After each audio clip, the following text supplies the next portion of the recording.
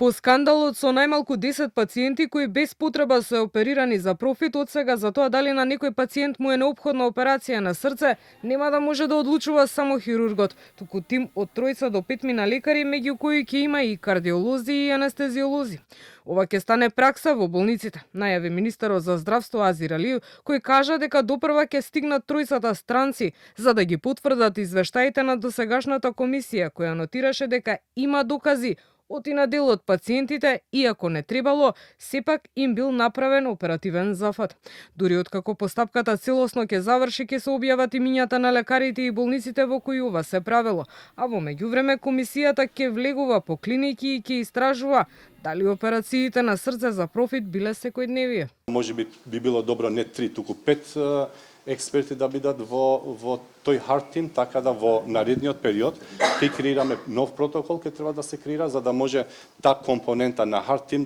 да биде дел од протоколот. Мислам дека административно една недела ни треба, најверојатно до наредната недела ќе ги знаеме новите протоколи и ќе може од наредниот понеделник, значи за 2 недели од сега, да функционираат таквите hard team-ови. Премиерот Христијан Мицкоски, кој заедно со министерот ја посети зградата на старата градска болница, кажа дека освен што во здравството се работи на неколку фронта, ќе се отворат и телефонски линии за граѓаните да можат да пријават мито и ги повика тоа да го направат за да има крај на ваквите појави во болниците. Работиме со Министерството за внатрешни работи за отворени линии и гарантирана дискреција,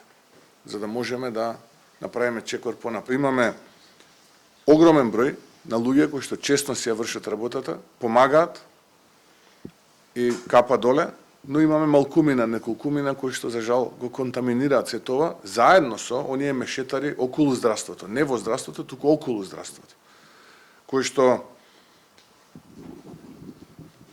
децении го отсицаат здравството. Според првиот човек на владата, во секторот здравство се инвестира најмногу досега, но и покрај тоа има проблеми. Мицкоски најави сериозни реформи, структурни и квалитативни, па за неколку години од сега да се стигне до силно јавно здравство без девијантни појави.